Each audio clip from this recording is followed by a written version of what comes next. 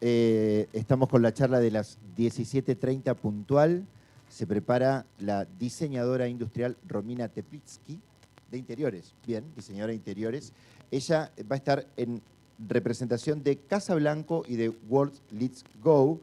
Habla sobre la luz. No me van a decir que cuando uno ve, por ejemplo, va por la calle y ve una casa bien iluminada, dice, mirá con qué interesante nos mejoraron la casa. Bueno, la luz proyecta valor, ¿sí? Así que antes de escucharte, vamos a poner un video para poder presentar estas charlas que estamos teniendo aquí en esta tercera edición del Atlantic Real Estate.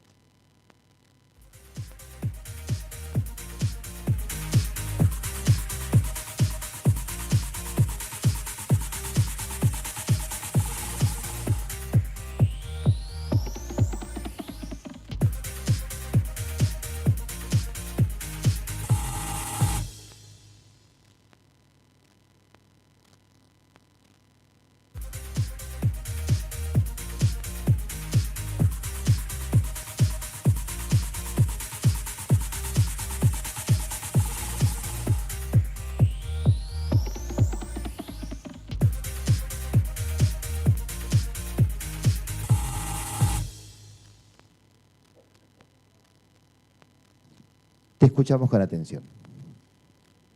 Buenas. Bueno, ¿se escucha bien? ¿Sí? Bueno, buenísimo. Bueno, bienvenidos.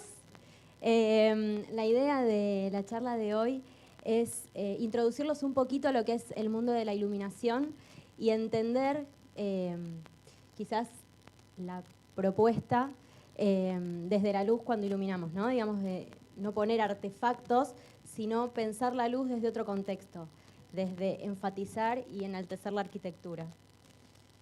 Y si vamos a hablar de luz y vamos a hablar de arquitectura, me parece que es importante que pensemos en cómo habitamos hoy, ¿sí? Y cómo proyectamos valor sobre eso que habitamos. Tuvimos algunos cambios en este último tiempo. Un poco la pandemia hizo que cambiemos las formas de habitar los espacios. Los espacios se volvieron más flexibles. Los espacios se volvieron espacios híbridos, en donde hacemos muchas actividades distintas en un mismo lugar, en donde buscamos tener algunos elementos que nos conecten con nuestros sentidos, ¿sí? Desde la vista, que por ahí es uno de los sentidos que más estamos acostumbrados a usar, pero también desde el tacto, desde las cosas que sentimos, ¿no? Una textura en un interior, yo no estoy hablando de luz, ¿sí? Desde los olores, ¿sí? Y en todo lo que tiene que ver con lo visual, las texturas y demás, interviene la luz.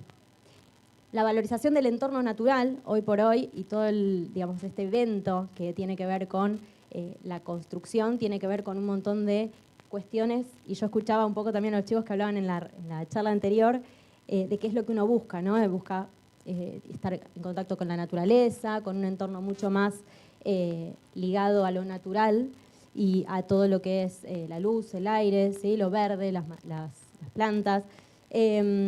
Hoy tenemos muchísimas tecnologías al alcance de nuestra mano. Hoy ahí están los sistemas de control, los sensores, podemos domotizar una casa y no tener que estar prendiendo y apagando, y tal vez también cambia el concepto de lo que es la forma de iluminar, ¿no? Desde ¿no? Antes prendíamos y apagamos un circuito, apagamos otro circuito y ahí lográbamos un efecto de luz. Hoy estamos pensando en sistemas inteligentes en donde nosotros accionamos una tecla y tal vez se dimeriza todo o algo se mantiene un poco más iluminado y otra cosa baja, ¿sí? O donde generamos un cambio de colores, ¿sí?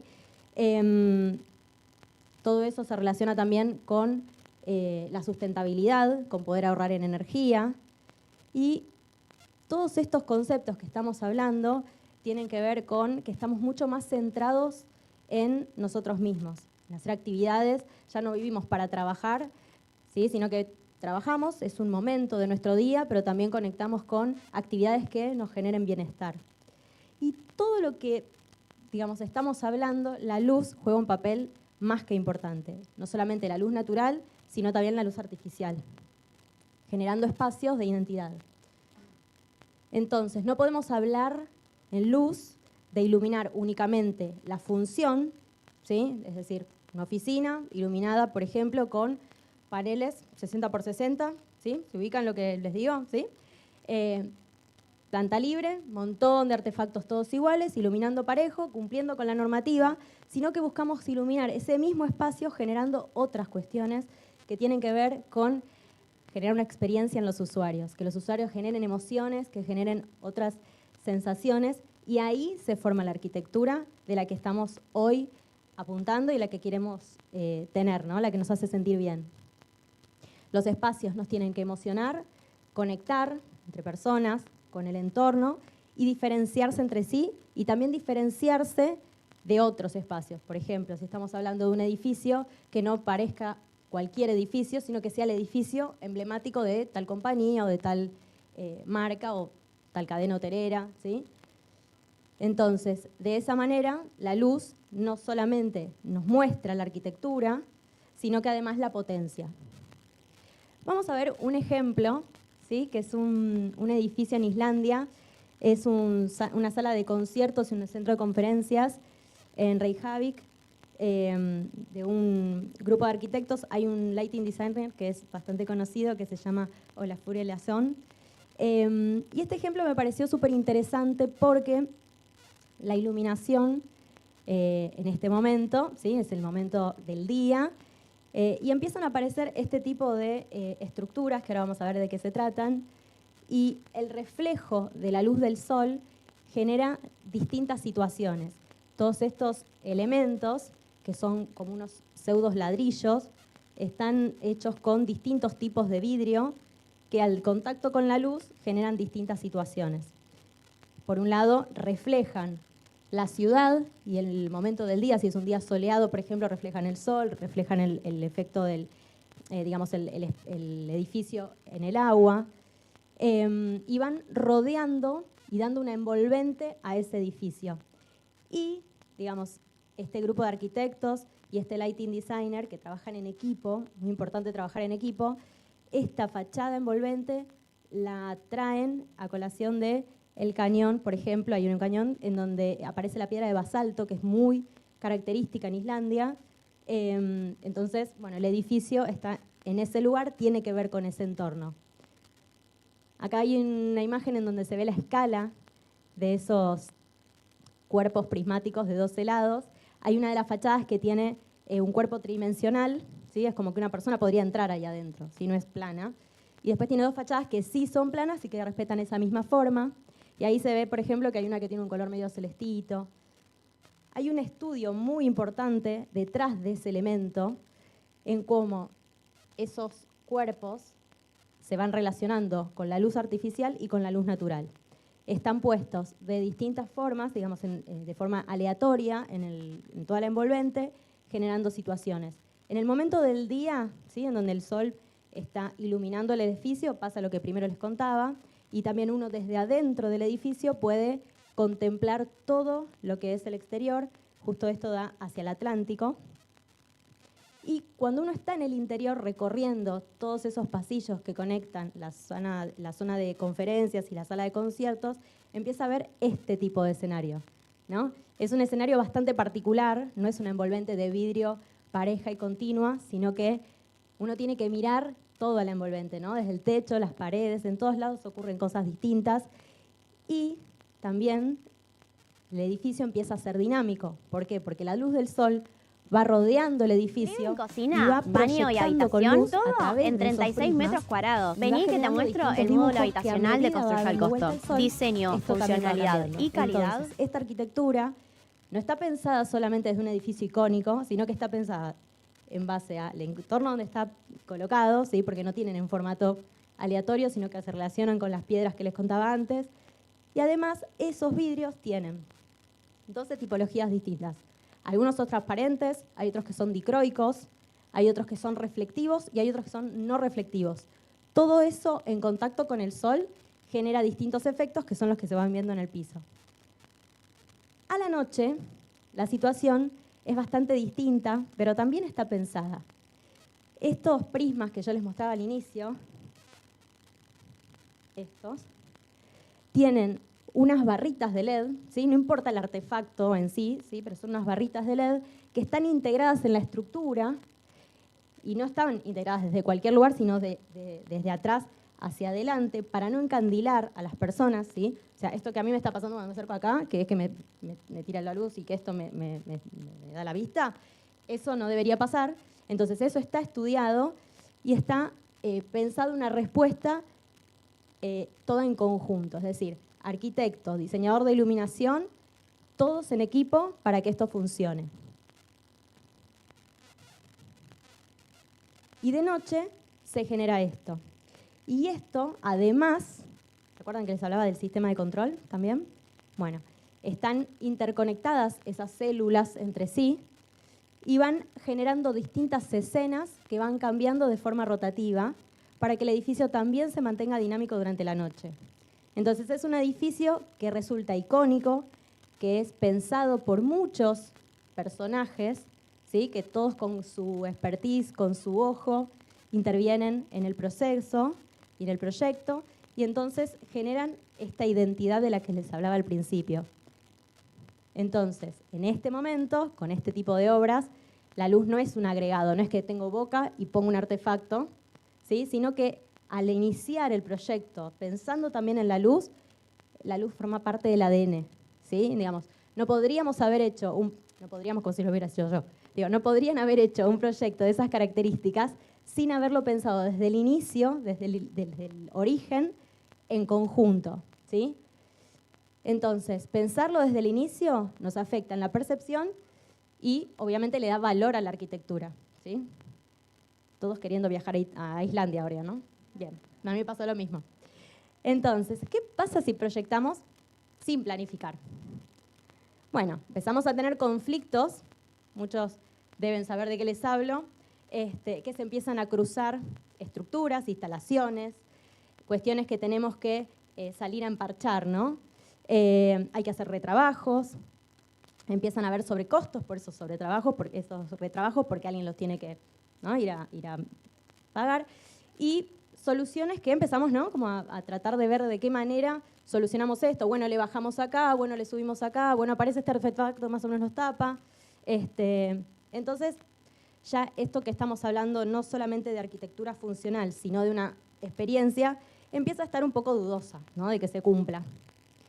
Vamos a un ejemplo, que no es como el de Islandia, es bastante contrario, y lo tomé justamente porque es bien evidente de cosas que yo les muestro esta imagen y seguramente les viene a la mente un montón de situaciones que han visto así. Es un lugar de transbordo, ¿sí? Es un lugar de tránsito de pasajeros. Y la realidad es que si yo voy con mi luxómetro, ¿sí? Con el elemento con el que yo mido la luz, por ahí cumplo con la cantidad de luz que me piden.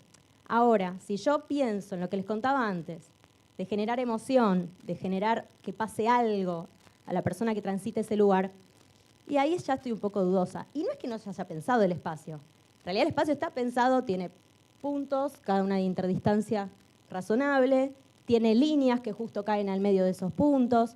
El espacio funciona, ¿sí? Ahora, estamos teniendo un problema grande que tiene que ver con esta diferencia de tonos de color, de blanco.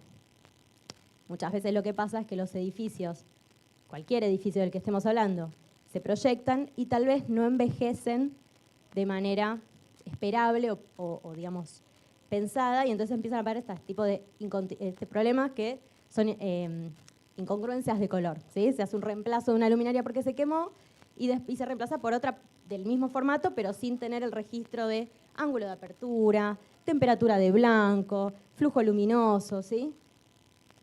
Entonces, en este caso, por ejemplo, es una consistencia de color pobre.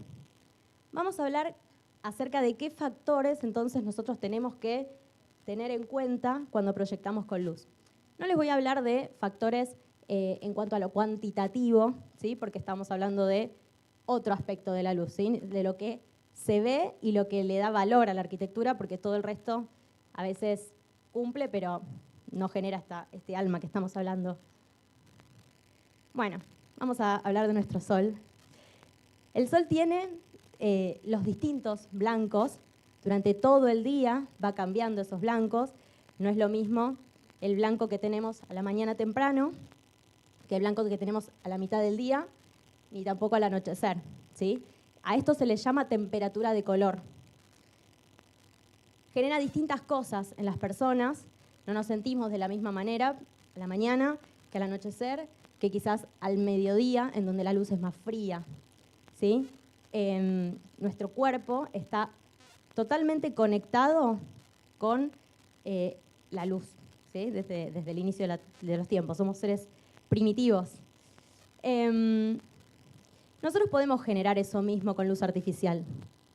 Y hoy por hoy lo estamos haciendo bastante bien porque las fuentes de luz fueron mejorando. Y esto que pasaba antes, antes me refiero no antes en tiempo, sino antes en la diapo anterior, tiene que ver con esto, ¿no? Con seleccionar bien el tono de blanco, se mide en grados Kelvin. No hay algo determinante, pero más o menos estipulamos que de 2200 a 4000 estamos en luz cálida. Cuando estamos entre 4000 y 4500, 5000 estamos en luz neutra, que es una luz que llamamos como una luz natural, por decirlo de alguna manera, y después hacia arriba, más temperatura de color, llamamos a la luz fría, ¿sí? Pero no nos podemos quedar solo con eso. Hay otro concepto que es muy importante cuando hablamos de luz LED, que son las elipses McAdam. ¿Alguna vez las escucharon nombrar? Acá Agus, que es diseñadora de iluminación, también me hace así. Las elipses McAdam, sin ir demasiado técnico, tienen que ver con cuán, digamos, similares son entre esa temperatura de color que yo tomo entre sí. Vamos por tema. Nosotros tenemos una curva, ¿sí? Acá no se me va a ver, pero tenemos una curva, ¿sí?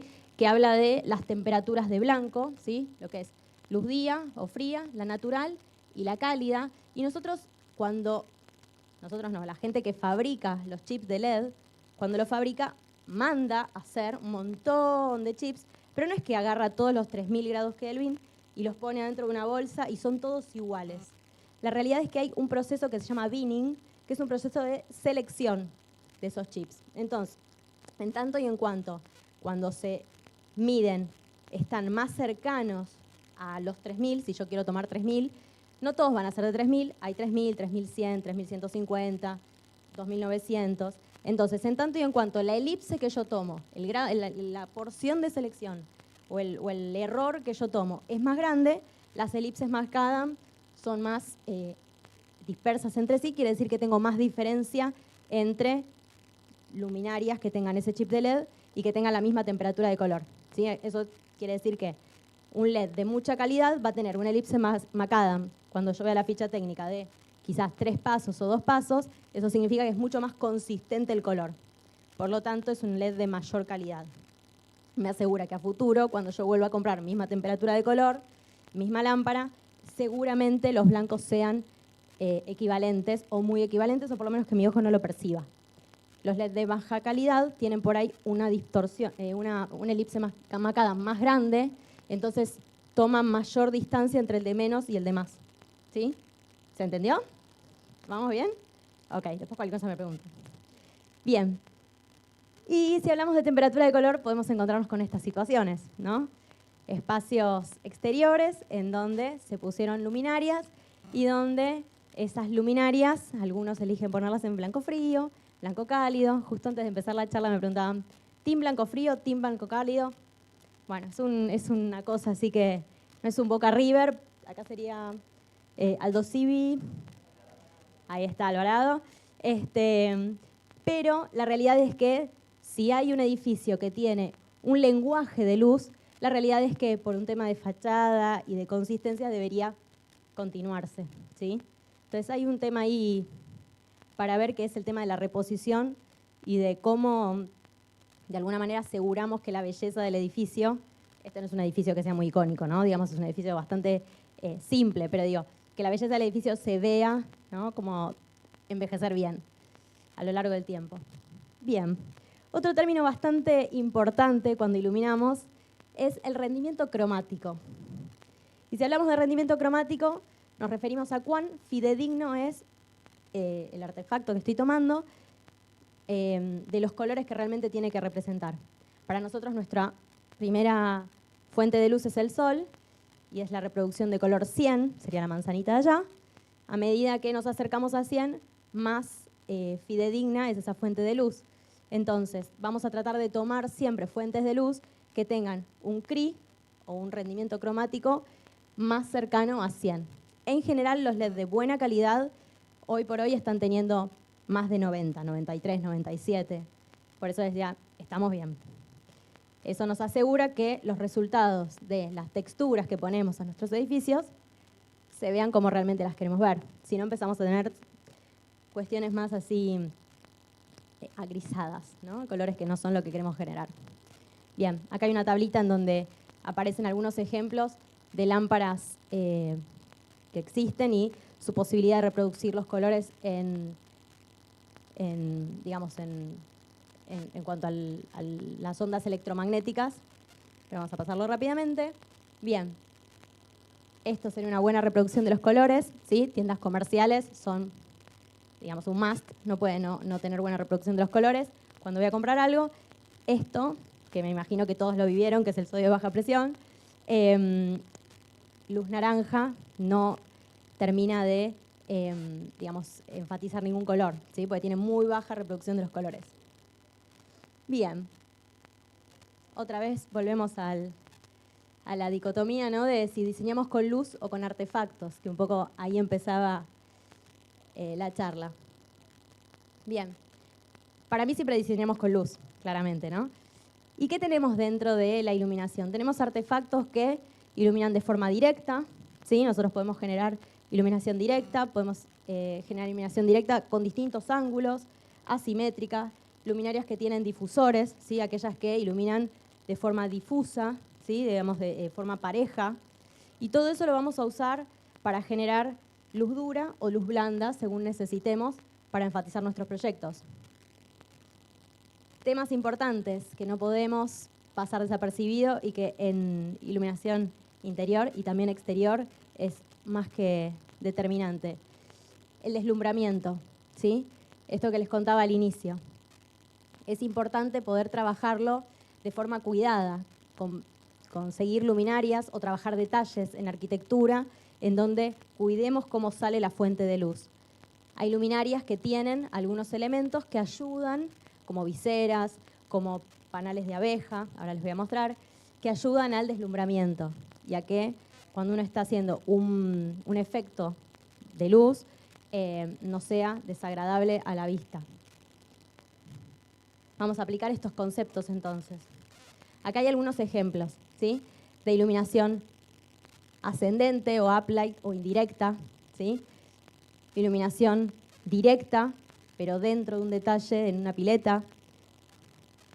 Vamos a ver con qué lo podemos lograr. Por ejemplo, acá tengo algunos ejemplos de luminarias que usé para este proyecto. Este proyecto tiene unos pinchos con jabalina, con proyectores, y lo, digamos, importante de estos proyectores es que tienen este tipo de visera, que lo que hacen es evitar el deslumbramiento, y este elemento que está por acá, no sé si lo llegan a ver, que es lo que llamamos panal de abeja. Después, si quieren, se pueden acercar y se los muestro, que está por acá. Todo eso ayuda a que cuando este tipo de proyectores, que están siempre escondidos entre las plantas, en algún punto yo lo voy a tener de visión directa, me deslumbre lo menos posible. Hay artefactos de tamaños chiquititos también que pueden servir para este tipo de aplicaciones. Se pueden usar varas largas e iluminar hacia abajo, que es menos deslumbrante.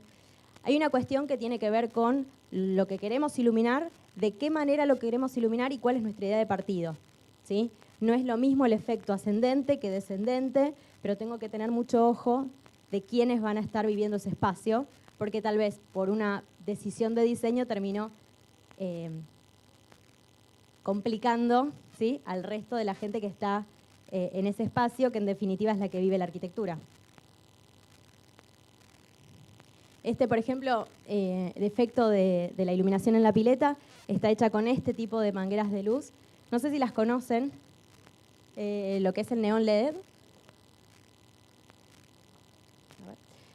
Esto es una cinta de LED que está envainada en un cuerpo de silicona y queda con un grado de estanqueidad muy alto. Eso significa que yo lo puedo poner en el borde de una pileta, por ejemplo, algunos hasta sumergido. Si hago bien las aislaciones, tengo un buen electricista y trabajamos en equipo, Ahí hay un electricista que trabaja muy bien, después pasamos el contacto. Seguramente el proyecto tenga éxito. Dale. Este otro artefacto, si vamos a hablar de productos que son así como novedosos para iluminar fachadas o espacios exteriores, tiene este nombre, técnico Cobra. Bien, este se llama Jenny, esto es blanco cálido. No sé si deslumbra, pueden decirme que sí si los ven deslumbrantes.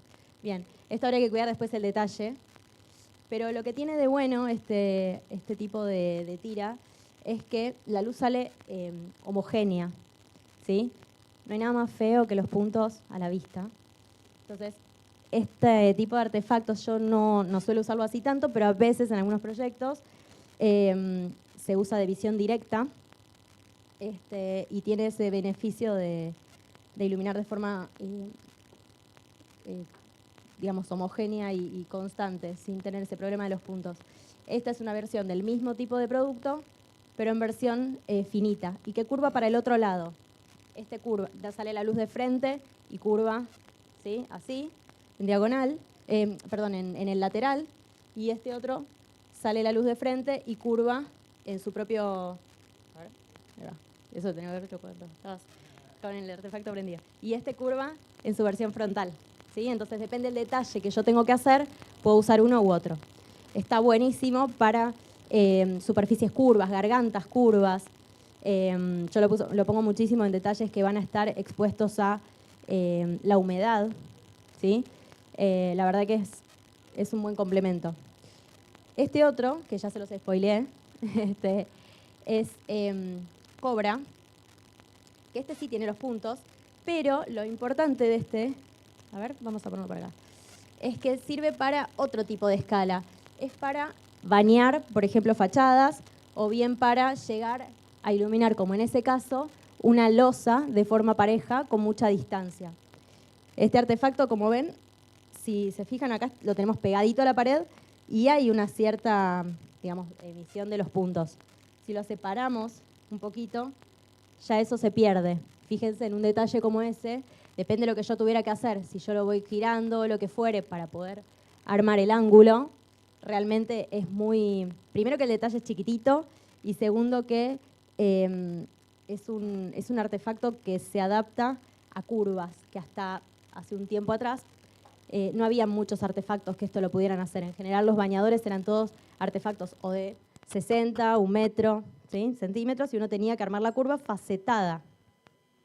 Así que este producto está bastante bueno y tiene esta situación de los interconectores. Son como unos jumpers entre artefactos. Bien, acá no sé si lo van a llegar a ver, pero habla de las elipses Macadam. Y dice que tiene elipses Macadam 3, ¿sí?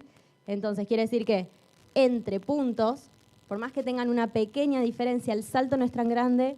Si yo elegí 3000 grados Kelvin, por ejemplo, entre el que menos tenga y el que más tenga, mi ojo no lo va a percibir. Le da una estabilidad de color y entonces no voy a tener que, por ahí ahora cuando se vayan de acá y empiecen a ver en la noche, van a ver que a veces las tiras de LED que son muy económicas, uno empieza a ver que hay una diferencia en el blanco. Decís, pero está todo prendida, ¿qué pasa? El proceso de binning no es tan riguroso. Son tiras de LED más económicas. Romina. Sí. 5 minutos. Ok. Bien. ¿Se me desconectó? Bien. Otro tipo de efectos que podemos generar es la iluminación rasante, ¿sí? Ahí tenemos un efecto de iluminación escondida debajo de ese escalón. Por ejemplo, con Jenny. Otro de los efectos es el transiluminado, cuidando, obviamente, el tema del deslumbramiento. Ahí tenemos otro recurso que se usa muchísimo. Este artefacto es bastante específico y requiere de un planeamiento desde el inicio, que se llama TIRF, y lo que tiene de bueno es que uno lo pone en el medio de un vano, por ejemplo, en este caso, o en un pórtico, y entonces el artefacto ilumina digamos, generando un halo de luz muy angostito en su recuadro. ¿Lo podemos prender, no? Bueno, mientras que prendemos les voy a contar rapidito lo que hacemos los diseñadores de iluminación en todo este proceso. Tenemos distintas etapas de trabajo, ¿sí? Nosotros arrancamos con una etapa de diseño conceptual en donde empezamos a plantear ideas y trabajamos en equipo. Pensamos qué queremos iluminar, de qué manera, cuáles son las necesidades del espacio y de los usuarios.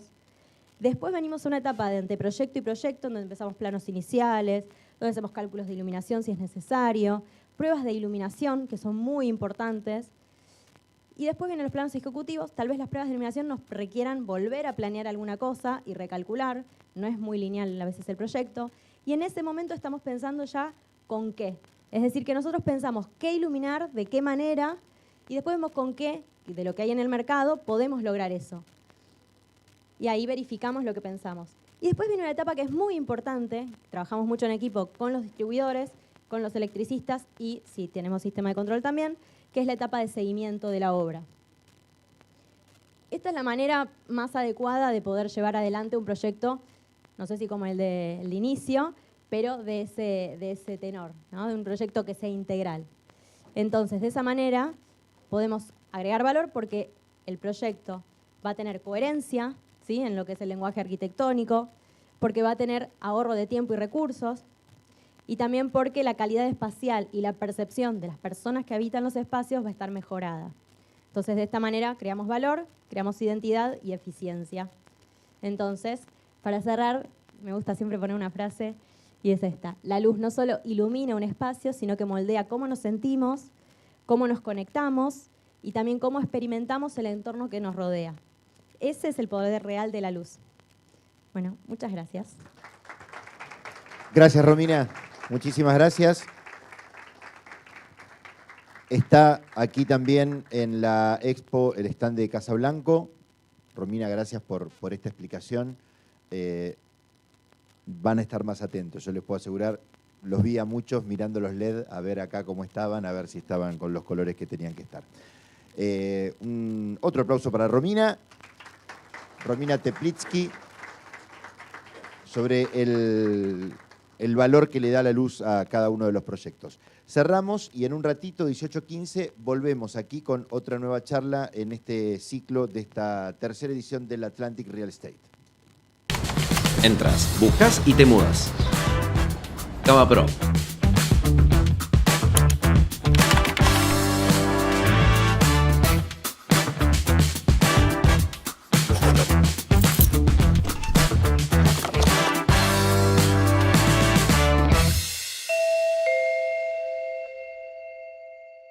Cocina, baño y habitación, todo en 36 metros cuadrados. Vení que te muestro el módulo habitacional de Construyo al Costo. Diseño, funcionalidad y calidad, todo pensado para que vivas bien, sin gastar de más.